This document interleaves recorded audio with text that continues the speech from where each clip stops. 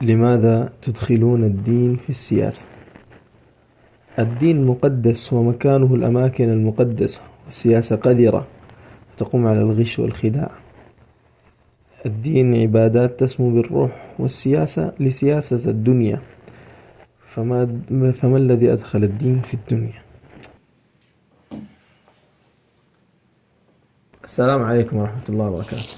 كثير ما نسمع هذا الكلام عمن يظن أنه يقدس الدين وينزهه عن إدخاله في الأمور المستقذرة وأمور الغش والخداع كما يسمونه. الإشكال هو أن يبني الإنسان تصورا خاطئا عن الدين ويبني عليه بعد ذلك أحكام وفروع لا تمت إلى الدين الصحيح بصلة.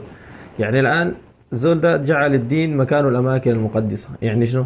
يعني إنه هو في المساجد، في دور العبادة، في حلقات الذكر، مجالس العلم، انتهينا. وما يظن أن الدين يشمل جميع مناحي الحياة، في كل شيء، في البيع والشراء، في التعامل، في الكلام، في الشراب، في كل شيء، حتى في الأمور الشخصية. يعني سنن الفطرة ما هي؟ صحة العبارة هي النظافة الشخصية للإنسان، فالدين يدخل في تنظيمها وتهذيبها. الشيء الثاني، لماذا نحن لا نجعل السياسة على الطريقة الصحيحة؟ ليه بس نقول السياسة قذرة وهي غش وخداع ولا يجوز إدخال الدين فيها؟ طيب خلاص، نجعل السياسة سياسة ليس فيها غش وخيانة وأمور محرمة شرعا، ونجعل الدين حاكم لها. أقول لك الآن لكن ما تقدر تعمل الكلام ده. السياسة العالمية كلها بقت كده. الدين ورانا كيف نتعامل حتى في الأمور المشوهة، الأمور التي لا تقوم على أساس صحيح.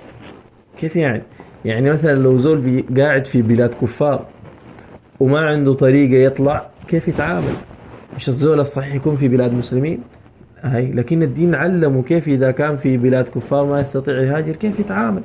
لأن الدين ما هو حالة مثالية في الأذهان، الدين بيعايش الواقع، الدين بيصلح الواقع. على الواقع اللي انت فيه الدين بيوريك كيف تتعامل. ما بيقول لك لا لازم تصنع واقع ولو في عدم استطاعتك، لازم تصنع واقع صحيح. لا، لو انت في واقع فاسد بوريك كيف تتعامل. القرآن ليه مكي ومدني؟ لأنه الحقبة المكية تحتاج تعامل خاص، والحقبة المدنية تحتاج تعامل مختلف. فالدين ما قال لي النبي صلى الله عليه وسلم لا لازم تصنع المدينة في مكة عشان تتعامل بالقرآن المدني هنا، لا، جعل له أحكام للفترة المكية وجعل أحكام للفترة المدنية. فالدين حتى يصلح به العالم يدخل في كل الأمور حتى المشوهة، يبين لك كيف أن تتعامل معها على تشوهها إلى حين إصلاحها واستقامتها على الدين.